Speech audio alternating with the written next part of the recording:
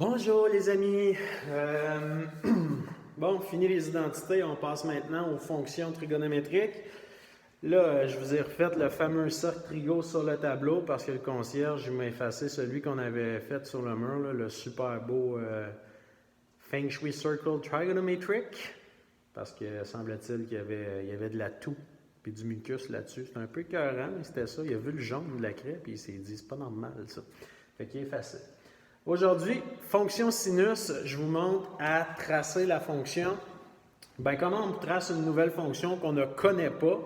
De 1, on va se faire une table de valeurs pour voir de quoi ça a l'air, puis je vais me servir du cercle trigo pour tourner en tour puis regarder que vaut le sinus à chaque angle intéressant. Donc, je vais partir comme ça avec ma table de valeurs. Table de valeurs. OK, on a x, f de x. Donc, x, évidemment, je travaille une fonction trigonométrique. Mon angle est donc en radian. Je ne travaille pas en degrés, je travaille en radian. Je suis dans le cercle trigonométrique. Donc, à un angle de, je vais écrire ici, x en radian. Bon, x en radian. À 0 degré, que vaut le sinus? 0, c'est où? C'est ici, sur mon cercle trigo. Je vous rappelle que le sinus correspond toujours à la coordonnée y. Parce que tout le monde sait que sinus, ça s'écrit comme ça. Donc, sinus correspond à la coordonnée y. Très facile de s'en souvenir. Ce qui veut dire que le sinus à l'angle 0 radian vaut 0. Je continue de tourner. Je vais prendre des angles intéressants. Je vais aller à pi sur 4. Je vais même skipper pi sur 4. On va faire des bonds de 90 degrés, ça va être plus rapide. On va aller à pi sur 2. Quand je vais à pi sur 2, à pi sur 2 radian, la valeur de mon sinus est égale à 1. Là, je ne sais pas si vous voyez bien, je vous suggère fortement de vous ouvrir votre cahier de notes avec votre cercle trigo à côté. Ça va peut-être être plus facile de voir que sur ce beau charabia que je viens de faire là. Ensuite, après pi sur 2, on s'en va à pi. Lorsque j'arrive à pi radian, la valeur du sinus est de 0. Je continue de tourner, je m'en vais à 3 pi sur 2. À 3 pi sur 2, je suis ici en bas. La valeur du sinus est de moins 1. Et lorsqu'on arrive à 2 pi, bien évidemment, à 2 pi, on a fait le tour du cercle complet. On est de retour au même angle qu'à 0. C'est équivalent. Nous sommes donc à la coordonnée 1, 0. La valeur du sinus correspond à y, donc 0. Et qu'est-ce qui arriverait après si je continue de tourner? Bien évidemment, je retrouverai les mêmes valeurs constamment. On appelle ça une fonction périodique parce que sur une période donnée, sur un mouvement complet, il se répète constamment en suivant la même chose. Je vous montre ce que ça donnerait graphiquement. Donc, le graphique de ma fonction sinus ressemble à x en radian, f de x sur l'axe des y. Quand je regarde en y, je varie de 0 à 1 à moins 1. Donc 0, je vais graduer 1 là, moins 1 ici. Sur l'axe des x, on sait que je m'en vais de 0 à 2 pi. Et là, c'est pas tout le monde qui est très fort en fraction. Et là, la question qui revient tout le temps, ouais, mais c'est où pi sur 2 sur le graphique? Pour vrai, gradue ton graphique comme tu veux. C'est à toi de choisir. C'est pas moi qui va choisir pour toi. On va tasser ça de même. Ça va être plus joli. Oups, plus facile comme ça. OK. Donc, moi, je me laisse de l'espace. Je choisis que 2pi, c'est ici. Évidemment, 0 est là. Je peux dire qu'entre 2pi et 0, j'ai pi. Carrément au milieu. Donc, pi est ici. Entre 0 et pi, j'ai pi sur 2. Puis entre pi et 2pi, j'ai 3 pi sur 2. Donc, vous voyez, j'ai réussi à graduer mon graphique très facilement, pas en me posant 1001 questions sur ça vaut combien 2pi. Je le trace, puis j'arrange le reste en fonction de ça. Maintenant, les coordonnées 0, 0. À pi sur 2, je fais une hauteur de 1. À pi, je suis à 0. À 3 pi sur 2, je suis à moins 1. Et à 2 pi, je suis de retour à 0.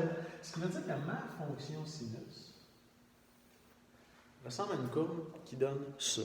Évidemment, si je continuais de tourner dans le cercle trigo, qu'est-ce que ça ferait? Bien, j'aimerais compléter ma fonction comme ceci. Bon, qu'est-ce qui est intéressant dans tout ce que j'ai là? Je vais effacer mon cercle trigo parce que je vais avoir besoin d'espace ici. Qu'est-ce qu'on remarque là-dedans? Bien, nécessairement, je vous ai parlé de la période c'est quoi la période? C'est la durée d'un mouvement. Donc, c'est quoi un mouvement? Ce sera pas long, je reviens.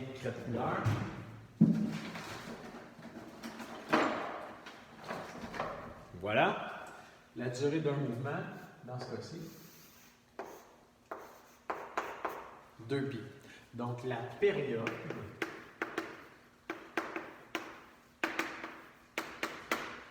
est de 2π. L'amplitude, bon, c'est quoi l'amplitude? Si vous regardez les manuels mathématiques, ils vont vous dire c'est le maximum moins le minimum divisé par 2. C'est quoi le maximum dans ce cas-ci? C'est 1 moins le minimum qui est moins 1 divisé par 2.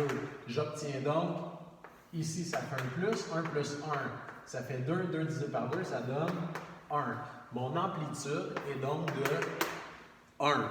L'autre truc, suggestion de Julien, l'amplitude, donc d'une fonction sinus puis cosinus, ce qui est important, suivez bien, ça va vous servir tout au long de votre, pas vie, mais de ce chapitre, je dirais. Vous spottez le milieu entre le maximum et le minimum. Donc, si le maximum est à 1, le minimum est à moins 1, le milieu est ici à 0. C'est quoi l'amplitude? C'est de combien plus haut je vais par rapport au milieu et de combien plus bas aussi je vais aller par rapport au milieu. Donc, ça a une longueur 1, ça a une longueur 1. Ça représente l'amplitude. C'est un peu plus visuel dans ce cas-ci, un petit peu plus calcul arithmétique. Je préfère de loin la méthode visuelle. Je trouve ça plus facile. D'ailleurs, ici, on a l'impression d'avoir une formule de plus à retenir. C'est pas bon de retenir des stupidités comme des formules dans votre cerveau. Mieux vaut comprendre et se laisser de l'espace pour des choses plus importantes, du genre qu'est-ce que je vais faire demain midi. C'est ça.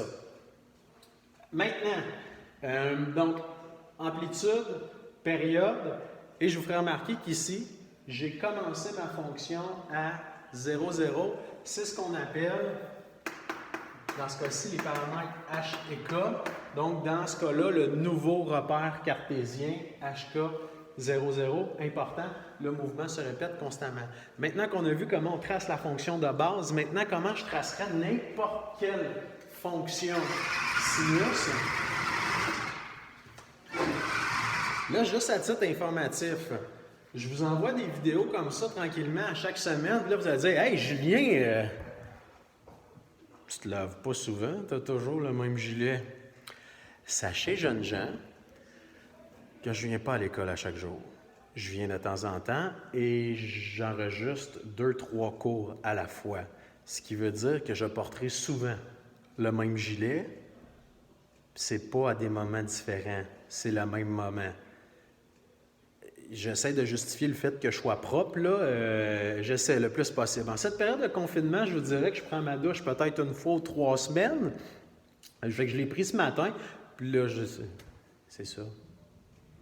OK, on continue. Donc, la fonction complète sinus, fonction complète, f de x égale a sin b x moins h plus k. Qu'est-ce qui est quoi là-dedans? Bien, a, amplitude. Je vous rappelle le combien plus haut je vais aller, le combien plus bas je vais aller. Le b est lié à la période. La période est toujours égale à 2π divisé par le paramètre b. Ça va vous aider à graduer votre axe des x. Et hk, évidemment, le nouveau repère cartésien.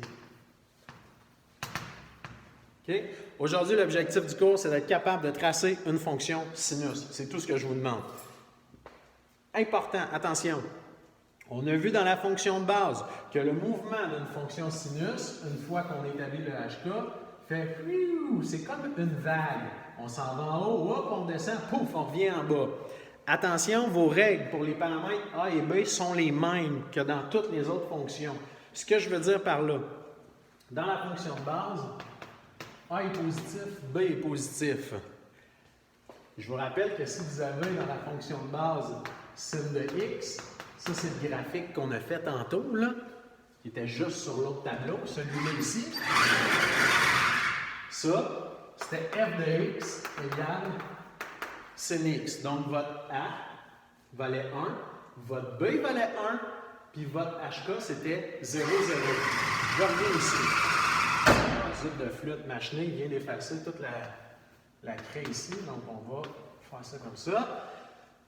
Donc, A positif, B positif pour celle-là. Attention, quand on fait une fonction transformée, les paramètres A et B peuvent être négatifs, ce n'est pas interdit. Et s'ils sont négatifs, je vous rappelle que si A est négatif, on fait un flip par rapport à l'axe des X. Donc, imaginez que A soit négatif. Si A est négatif, on fait un flip par rapport à l'axe des X de celle-là. Qu'est-ce que ça va devenir? Ça va devenir ça. Évidemment, si je la trace ici, on va avoir quelque chose qui ressemble à ça. Dans ce cas-ci, A négatif, B positif. Qu'est-ce qu'on conclut de ça? Bien, si mon paramètre A est négatif, nécessairement, ma fonction, au lieu de partir vers le haut, va partir vers le bas. Maintenant, ça fait quoi si A est négatif et que B est négatif? Bien, si mes deux paramètres sont négatifs, d'abord, je fais un flip par rapport à l'axe des X, je me retrouve avec ça. Maintenant, imaginez que je flippe également par rapport à l'axe des Y.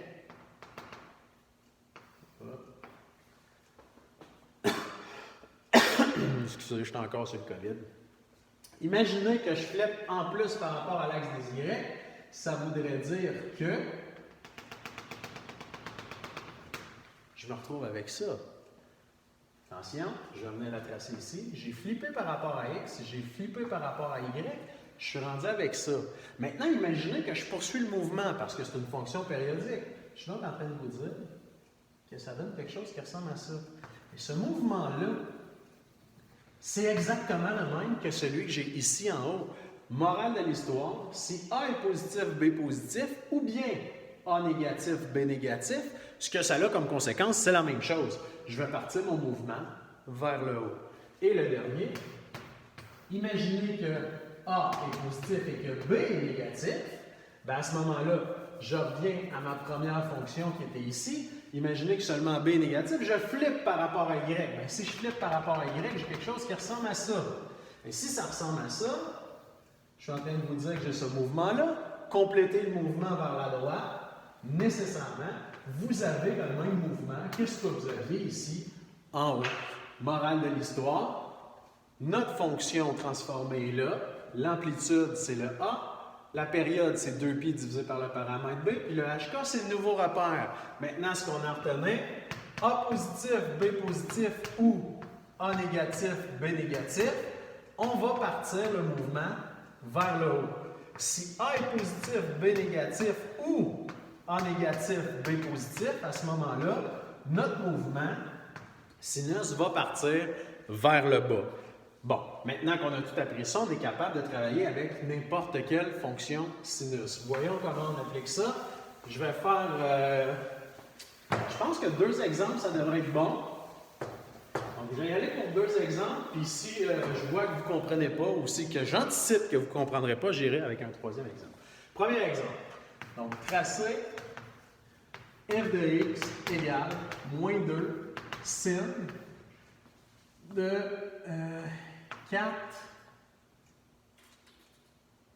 4π moins 3x plus 1. On va dire, oh shit, c'est pas le fun parce qu'il y a des π. Ben, c'est ça. Fait que qu'est-ce que je fais? Ben, d'abord, je réécris ma fonction correctement. Clairement, je suis capable d'identifier le A. Je ne suis pas capable d'identifier le B et le H là-dedans. Donc, je dois reformuler tout ça. Bien, pas reformuler, mais plutôt réécrire. Sin de, ici, on va mettre le moins 3x en premier, plus le 4π ensuite, plus 1. Évidemment, le B est toujours en évidence. Il n'est pas dans la parenthèse. Donc, on va sortir moins 3. Moins 2 sin, moins 3 en évidence, x, moins 4π sur 3, plus 1. Là, je vous ai dit, il faut être fort en fraction quand on fait les fonctions trigonométriques. Dire, ouais, mais comment je fais pour savoir ça? Petit truc. Je sors moins 3, ça va pour tout le monde. Moins 3 fois x me donnerait moins 3x. Maintenant, qu'est-ce qui va là? Ça va être un plus ou un moins? Clairement, ça va être un moins puisque j'ai moins 3. Un négatif fois un négatif me ramènerait sur positif. Maintenant que j'ai géré ce patente-là, le 3 qui est là, comment je fais pour savoir que c'est 4pi sur 3 qui va ici? Bien, posons-nous la question. J'ai 4pi, je veux multiplier par 3. Bien, il faut que j'annule la multiplication par 3 que je veux faire. Si je veux l'annuler nécessairement, je vais diviser par 3. Ça veut dire que quand je vais distribuer mon fois 3, bien, tout de suite, il va se rediviser par 3 puis il va seulement rester le 4pi. Pour ceux qui ont plus de difficultés à voir, autre petit truc, si j'ai 2x plus 6, que je mets un 2 en évidence, tout le monde voit que c'est x plus 3. Comment on a trouvé le x plus 3? Bien, j'ai 6 ici, j'ai mis 2 en évidence. Faites juste souligner le 6. 6 sur 2, bien 6 divisé par 2, ça donne 3. Je reviens ici. 4pi, j'ai mis le 3 en évidence. 4pi sur moins 3, bien moins 4pi sur 3, c'est la valeur que j'ai ici. Très facile, puis on l'a tout de suite. Maintenant, j'ai toutes mes informations. Je sais que mon paramètre A vaut moins 2, mon B vaut moins 3, mon HK, qui est mon nouveau repère, sera de 4pi sur 3, 1. Maintenant, attention, le moins 3 ici, ce n'est pas la période. La période est égale à 2pi sur B. Attention, une période, c'est une longueur. Quand je vous demande combien vous mesurez, vous ne me répondrez pas moins 6 pieds. Vous allez me dire, je mesure 6 pieds. Je mesure 5 pieds 9. Je mesure... Toi, Julien, tu mesures combien? 4 pieds 1. Ça, ce n'est pas une discussion, c'est pas grave. Mais je ne répondrai clairement pas de façon négative. Donc, même chose sur la période, c'est une longueur, j'y vais positif. Donc, je ne prends pas le moins 3. Je prends 2pi sur 3. Donc, ma période, 2pi sur 3. Maintenant, j'analyse le A et le B. Négatif, négatif, veut dire que mon mouvement sinus va partir vers le haut. Maintenant, je gradue et j'y vais. Mon graphique. X. F de X. Mon HK, c'est la première chose que je place. 4pi sur 3, 1. C'est où 4pi sur 3? Tu le choisis, je m'en fous. 4pi sur 3, c'est dans le positif. Je choisis que c'est ici. 1, c'est ça. Nouveau repère. Hop. Hop. Il y a 5 points intéressants à trouver dans une fonction sinus. Le premier, le dernier, le milieu du milieu, le milieu du milieu. OK? Donc là, clairement, le point qui est là, c'est celui du nouveau repère, je l'identifie, il est ici. Le plus facile à aller chercher, c'est le dernier. Le dernier se situe où par rapport au premier? Il se situe une période plus loin. Période 2pi sur 3. Ce que je fais, mon début de mouvement est à 4pi sur 3. Donc, ma fin de mouvement va se trouver à 2pi sur 3 plus loin. Il sera donc à 6pi sur 3. Là, vous allez me dire, ouais, 6pi sur 3, c'est comme 2pi, tu devrais écrire 2pi. Non, faites pas ça. Vous gardez 6pi sur 3. L'idée, c'est de travailler avec les mêmes fractions sur le même, bien pas les mêmes fractions, mais le même dénominateur à chaque fraction. Donc, si je travaille en pi sur 3, je veux des pi sur 3 partout. Beaucoup plus facile pour aller chercher les milieux des milieux ensuite. Donc, 6pi sur 3 qui est la fin de mon mouvement, c'est ce point-là. Je veux maintenant aller chercher le milieu entre celui-là et celui-là. C'est quoi le milieu entre 4pi sur 3 et 6pi sur 3? Bien, dans le fond, ce qu'on veut, c'est trouver le milieu entre 4 et 6. Le milieu entre 4 et 6, là, tout le monde va dire que c'est 5, oui, mais je fais quand même le calcul. Le milieu entre deux éléments, c'est de faire la moyenne. 4 plus 6, 10, divisé par 2, on obtient 5. Le milieu est donc à 5pi sur 3. 5pi sur 3, qui est le point qui est ici. Je l'identifie. Maintenant, je vais aller chercher celui-là. Celui-là qui est quoi? Qui est le milieu entre les deux que j'ai là.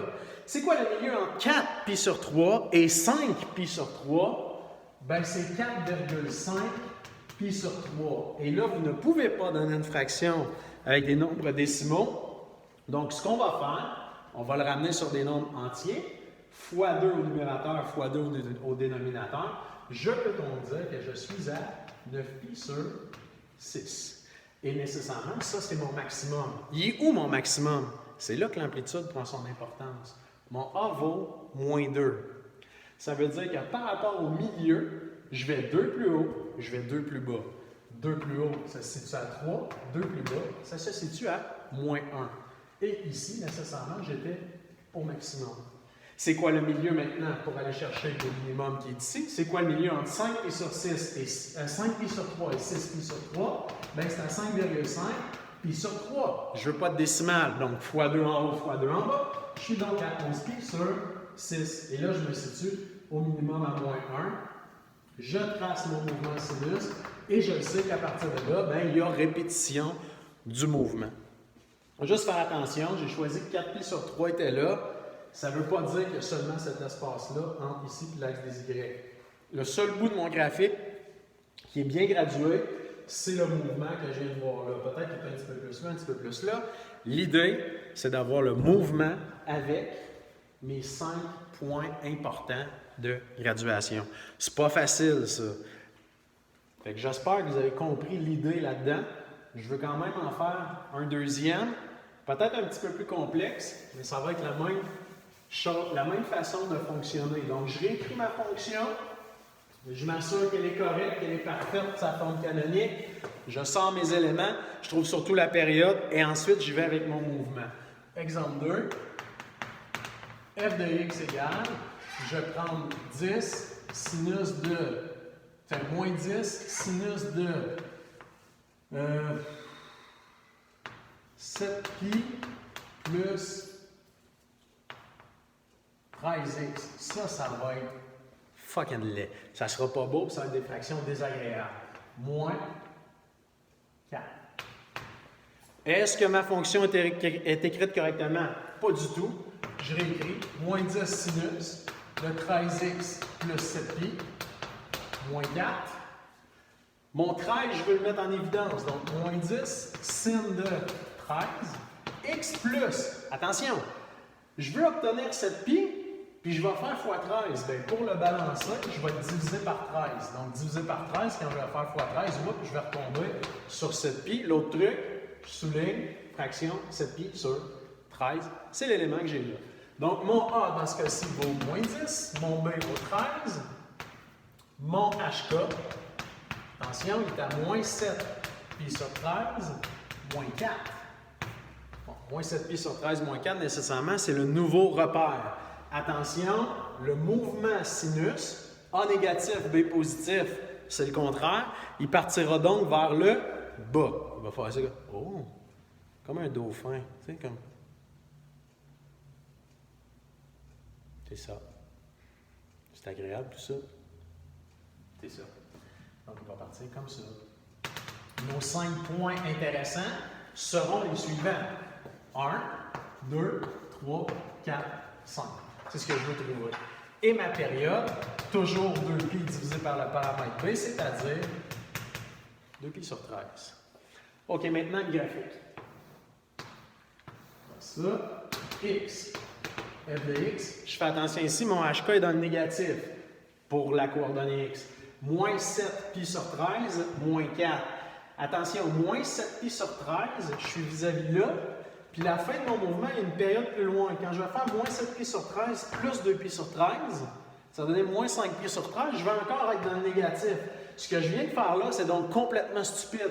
Parce que l'ensemble de mon graphique va être dessiné dans le négatif, puis j'ai une grosse partie dans le positif. Je vais réajuster la stupidité que je viens de faire, et je vais plutôt le mettre comme ça. Donc, ceux qui ne m'ont pas suivi sur celle-là, vous allez comprendre pourquoi je viens de faire ça. Moins 7 pi sur 13, moins 4. Je vais me dire que je suis ici. Moins 7 pi sur 13, moins 4. Oui, mais pourquoi Julien est là? Parce que j'ai choisi que c'était là. C'est moi qui ai choisi. Je rappelle que ça devient le point important ici. Donc, ce point-là. Maintenant, j'aimerais aller chercher le point qui est ici à la fin, qui se trouve une période plus loin. Je suis donc à moins 7 pi sur 13. Ma période de 2 pi sur 13.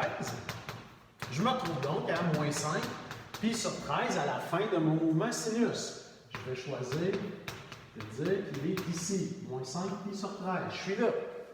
Maintenant, autre point important, celui-là, le milieu entre le début et la fin. C'est quoi le milieu entre moins 7 pi sur 13 et moins 5 pi sur 13? Bien, le milieu se situe nécessairement à moins 6 pi sur 13. Finalement, bien ça, évidemment, il est à la même hauteur que les deux premiers, qui se trouvent donc ici. Attention, mon amplitude était de moins 10 ou 10, donc 10 plus haut, 10 plus bas que le moins 4. Moins 4, si je vais 10 plus haut, je vais me ramasser